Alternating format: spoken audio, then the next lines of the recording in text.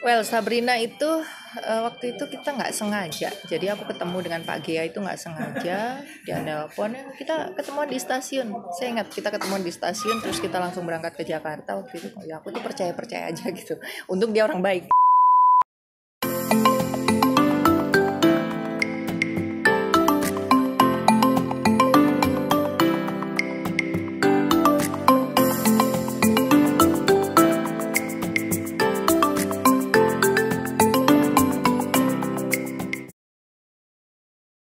Aku mulai modeling itu sejak SMP kelas 2. Itu adalah awal mula banget karena ketika itu saya sejak SMP kelas 1 ikut Tonti dan ibu saya termasuk yang sangat menentang karena anak perempuannya ini jadi super duper hitam.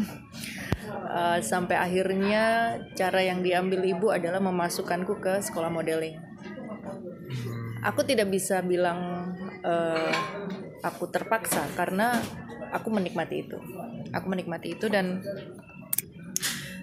nyatanya juga prestasi yang aku raih dari situ lumayan banyak. Kemudian itu bisa jadi pekerjaanku sampai umur 30-an 33 sampai umur segitu aku masih jalan gitu kemarin. Well, kalau kamu pernah mendengar tentang senioritas, ternyata hal itu ada dimanapun gitu. Bahkan ketika saya memasuki dunia modeling, soal dikerjain sama yang lebih senior itu terjadi. Well, it happens. Lalu kalau dibilang jahat, aku mencoba berpikir bahwa aku nggak ngerti ya apakah mereka merasa insecure dengan yang baru-baru atau bagaimana. Tapi ketika aku mengalami itu, justru yang ada di benakku adalah nantinya ketika aku berada di posisi mereka, aku tidak ingin melakukan hal yang sama gitu loh. Bahwa hal ini harus ada yang memotong rantai ini. Dan alhamdulillah yang aku lakukan tidak seperti itu gitu. Bahwa yang namanya roda itu berputar kok. Kadang kita ada di atas dan nantinya akan ada yang menggantikan, itu wajar gitu. Tinggal bagaimana kita mengolah apa yang kita punya, itu aja kan. Aku masuk kedua-duanya. Catwalk saya jalan, model foto pun saya jalan. Kalau catwalk itu kan memang lebih ke umum ya, hampir semua model itu biasanya jalan catwalk memang. Tapi untuk beberapa event besar seperti katakan Jogja Fashion Week, itu memang semakin kemari mereka lebih berkualitas lagi. Jadi sebelum event itu diadakan, mereka mengadakan casting untuk para modelnya. Mereka harus mengumpulkan komposit, kemudian mereka harus punya tinggi minimal sekian, berat badan sekian, fotonya juga mereka harus kasih ke panitia. Tapi ya semakin kemari ketika kita sudah berada di posisi yang dianggap senior katakan, itu justru di event-event besar saya jarang untuk jalan yang dalam satu kali run through itu bisa berkali-kali ganti baju.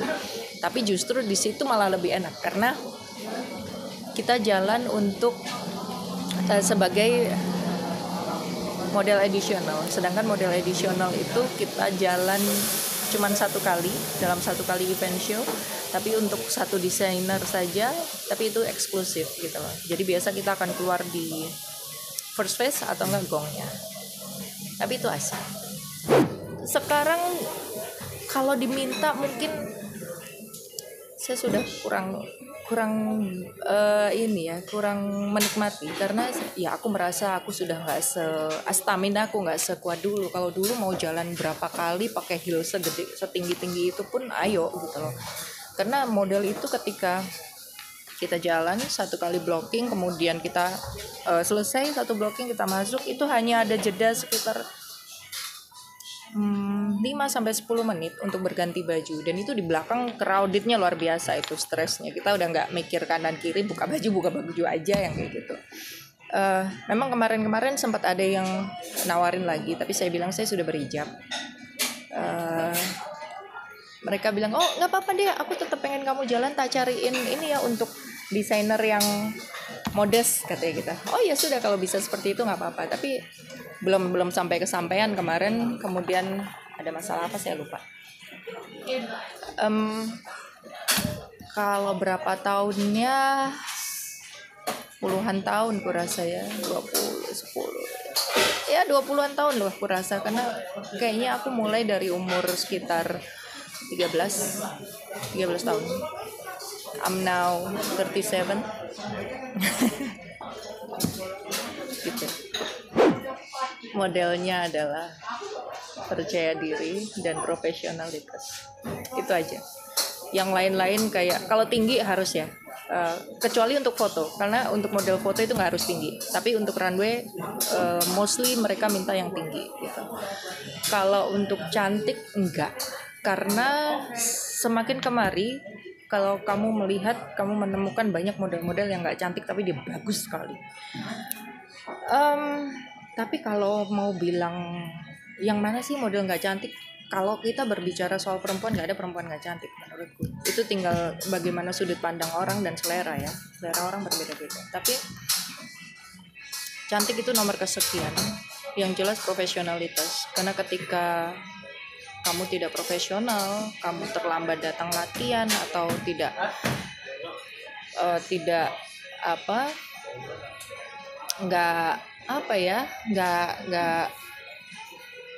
nggak sungguh-sungguh ketika melakukan latihan itu, bahkan ketika sejak latihan ya itu nggak tertib, ya sudah, itu bisa merusak banyak hal gitu loh, termasuk si blocking itu sendiri, karena kita bekerja dengan banyak orang.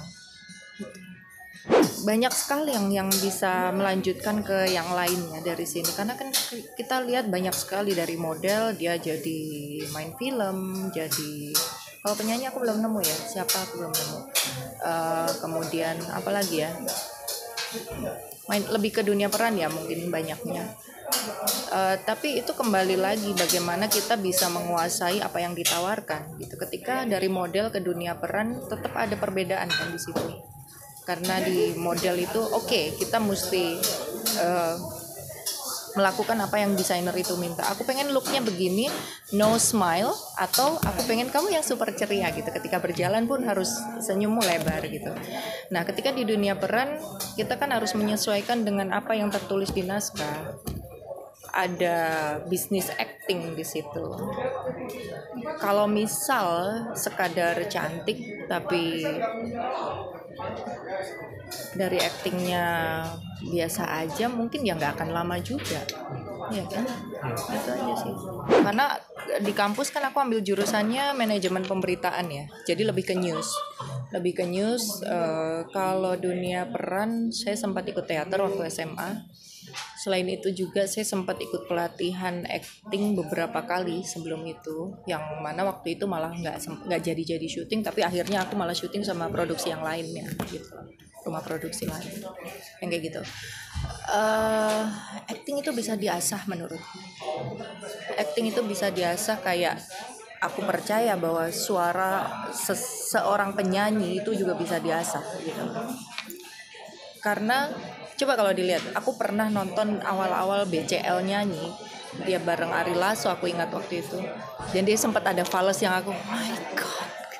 Tapi semakin kemarin nggak pernah terjadi lagi yang seperti itu. Berarti kan itu bisa diasah gitu. Tinggal bagaimana kita, passion kita di situ atau tidak. Kalau acting itu satu, learning by doing, kedua juga banyak-banyak nonton referensi film, ketiga mengolah rasa. Jadi ingatan kita itu investasi yang luar biasa untuk dunia acting. Well, Sabrina itu waktu itu kita nggak sengaja, jadi aku ketemu dengan Pak Gea itu nggak sengaja, dia nelpon, kita ketemuan di stasiun. Saya ingat kita ketemuan di stasiun, terus kita langsung berangkat ke Jakarta waktu itu. Ya aku tuh percaya aja gitu, untuk dia orang baik gitu kan. Kemudian ketemu dengan Pak Haji, Deddy Miswar, ngobrol, kita castingnya tuh udah yang langsung aku di make upin, terus dipakein baju Sabrina, dipakein jilbab ala Sabrina ketika itu, di foto. loh udah ini masuk gitu, karena ternyata menurut mereka nggak semua orang pantas dipakai jilbab gitu. Nah ketika itu begitu difoto dapat sudah gitu. Tapi kan kalau kesulitannya nggak begitu ya, karena sudah ada patokan bahwa Sabrina itu siapa, dia karakternya bagaimana, tinggal mengolah. Jadi memang aku tidak perlu menjadi seorang Christy Jusung untuk bisa jadi Sabrina. Sabrina sudah punya pakem sendiri, tinggal bagaimana kita memerankan itu. Tahun berapa ya? Itu aku sebelum ke Budapest. Aku ke Budapest itu 2005. Ya 2005. Dia 2005 pertengahan sampai ke menjelang akhir. Aku nggak tahu ya kalau ada yang ke-6. Kayaknya sih nggak ada. Setauku lorong waktu 5 itu terakhir. Kalau prosesnya ya cuman nggak, itu dari awal tahun sekitar bulan Maret aku mulai syuting. Kemudian Oktober aku minta izin untuk mundur karena aku harus berangkat ke Budapest ketika itu untuk sebuah pekerjaan dan cukup lama. Sampai akhirnya ceritanya ya harus diubah karena menghilangkan si sosok Sabrina kan ketika itu. Setelah lorong waktu ya ada, cuman kan aku sempat jeda 4 bulan, katakan setengah tahun lah ketika aku harus di Budapest selama itu. Pulang itu udah langsung ditawarinnya pertama kali adalah nge-MC ketika itu, karena kan di Budapest kerjaanku adalah sebagai host, kita siaran langsung selama 1 jam tiap hari. Terus ditawarin untuk nge-MC. Ketika itu aku hampir menolak karena aku bilang aku belum pernah ngomong di depan orang yang langsung, karena selama ini depan kamera dan gak ada orang lain gitu. Tapi diyakinkan oleh Pak Eko Bebek ketika itu. Dan langsung event besar waktu itu, Pinastika yang pertama kali di Jogja diadakan di Freiburg ketika itu. Dan alhamdulillah event itu berjalan sangat baik. Semenjak itu mulai nge-MC juga, terus tawaran tetap ada. Paling sinetron FTV ya, sudah mulai FTV ketika itu. FTV beberapa kali main, sempat sama Mas Alex Komang juga. Abis itu nge-MC tetap jalan, tapi memang aku belum bisa lepas. Aku merasa aku belum bisa lepas banget untuk nge-MC. Nggak tahu kenapa, dan banyak orang mengatakan itu, bahkan Pak Eko pun mengatakan itu. Masih ada canggungnya di situ. Mesti harus belajar lagi. Layar kaca untuk FTV itu 1, 2, FTV 2. Sinetron ada berapa, mulai dari Sabrina, Gita Cinta SMA, apalagi ya, Lorong Waktu, terus apa sih yang dari film dia disinetronkan itu punya Pak Haji juga, ada 4 atau 5 ya itu. FTV ada 2, kemudian udah, selebihnya layar lebar,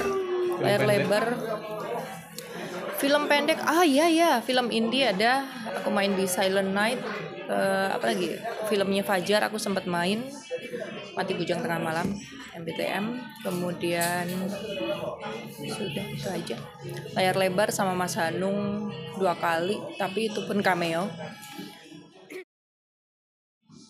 Oh, kalau Pesantren Impian, aku lupa. Pesantren Impian itu aku dapat peran jadi Dokter Aulia. Itu lumayan banyak di situ karena ya mendampingi santri-santri itu ceritanya. Kalau yang sama Mas Hanung 2 kali Habibi sama satu lagi Surga Yang Tadi Rindukan. Tapi itu cuman cameo. Kalau IO itu sejak aku pulang dari Budapest itu udah mulai jalan IO. Waktu itu ikut sama IDEA, sampai sekarang pun masih ikut sama IDEA sama Pak Eko Bebek. Dari mulai aku masih kerja sebagai bantu-bantuin, kayak kita ikut meeting, pitching kemana, sampai lama-lama aku mulai floor director, kemudian sekarang sudah sampai ke show D-nya gitu. Dan itu semua diajarin dengan free dan menyenangkan oleh Pak Eko. Aku punya banyak teman yang baik sekali, luar biasa. Memang aku mungkin lebih pas ke event-event resmi ya, kayak waktu itu untuk BCA, kemudian sempat juga untuk Pertamina beberapa kali, terus event-event pemerintah daerah di Kediri, di Lampung, yang kayak gitu-gitu. Saya jatuh cinta pertama kali sama Bumi Manusia. Aku baca buku itu adalah ketika awal-awal kuliah. That means 2001 ya.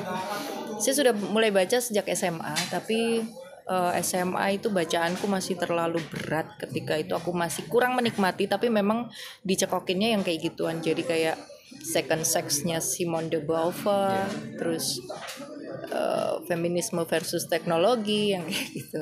Tapi kemudian ketemu Bumi Manusia dan gila, ini buku bisa kayak gini ya gitu. Sejak itu saya suka membaca. Kalau mulai nulis sebenarnya sejak SMA pun saya nulis. Nulis yang puisi-puisi pendek ala-ala anak SMA yang gitulah. Terus tapi sayangnya ya itu aku nggak pernah menyimpan tulisan-tulisan itu dengan baik, jadi nggak tahu sekarang entah kemana mereka pergi. Mulai nulis yang benar-benar itu sekitar umur bukan benar-benar juga sih, awal-awal kuliah, sejak mulai getol baca itu mulai nulis, tapi juga itu pun nggak ngerti kemana tulisannya karena nulis di sembarang tempat juga. Kalau yang benar-benar ya baru-baru umur 30-an baru mulai yang suka nulis sampai bikin blog segala macam. Karena sempet juga ada kekhawatiran ketika aku menulis, nanti apa ya yang dipikirkan pacarku, apa yang dipikirkan suamiku, kamu mau nulis kayak gini, kamu kenapa gitu-gitu.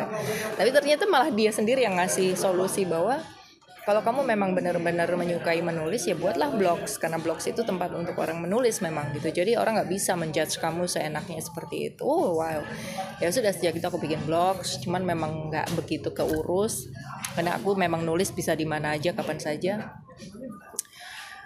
Awal mulanya itu adalah ya umur 30-an itu menjelang 28, 29, ketika aku sudah 29 itu aku hamil anak kedua.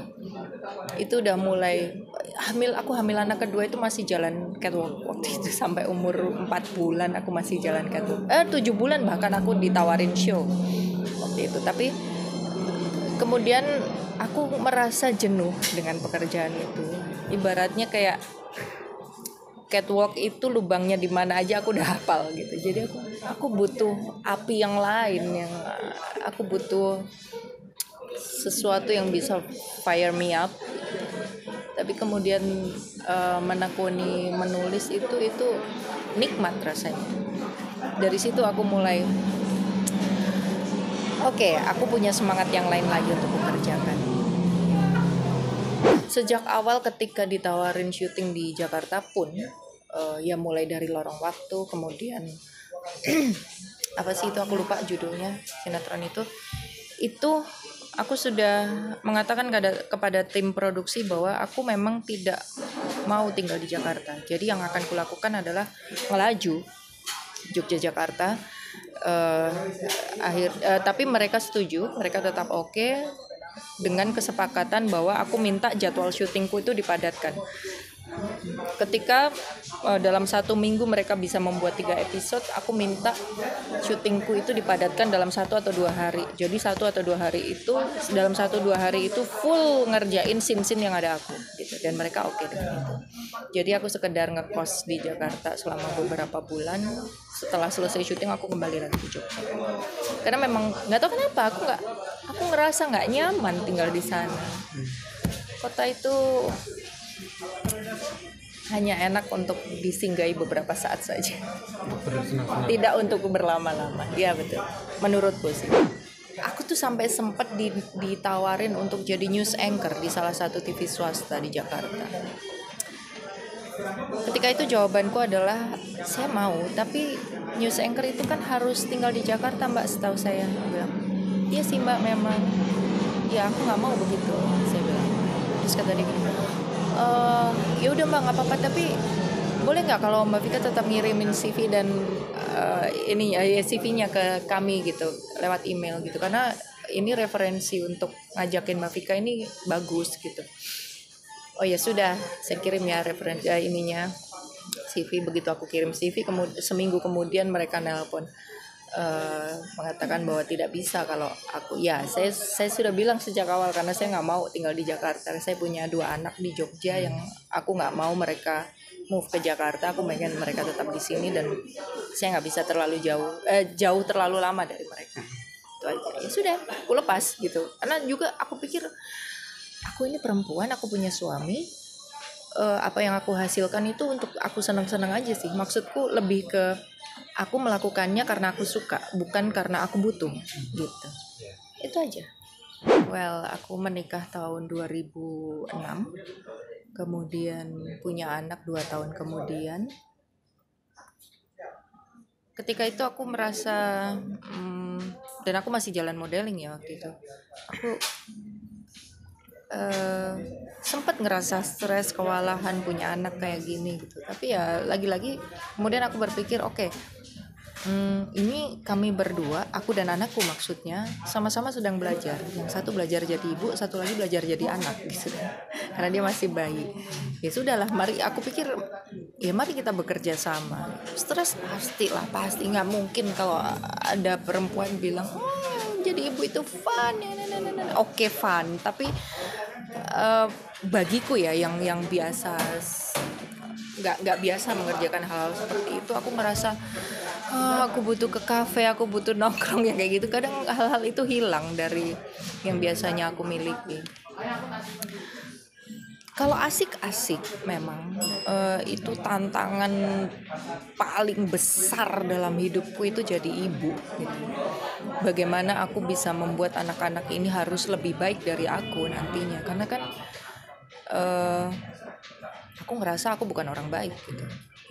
Ya mereka harus lebih baik, bahkan sampai bagaimana memilih sekolah untuk mereka. Kemudian kami putuskan memasukkan mereka ke sebuah institusi sekolahan yang baik, sampai malah semakin aku lebih banyak belajar dari mereka semakin kemari. Jadi kayak soal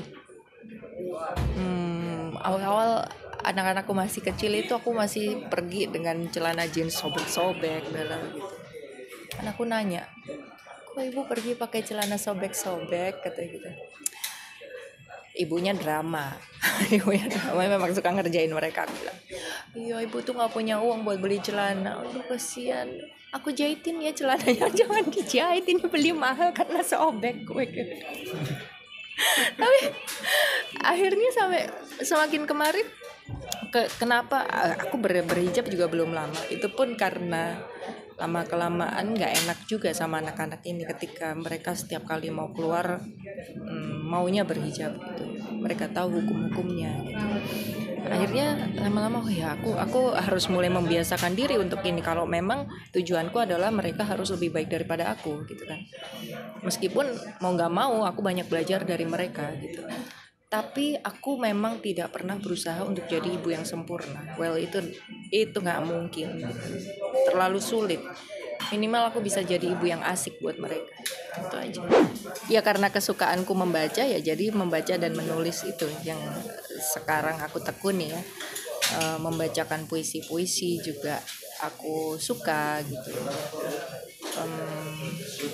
Selebihnya Shodi, ya itu aku suka banget. Kemarin udah sampai sempat bikin satu film pendek juga. Aku mulai belajar ngerasain di belakang kamera seperti apa. Ada satu cita-cita besar yang mulai dari kecil ya di situ. Tapi semoga sih bisa terlaksana suatu ketika.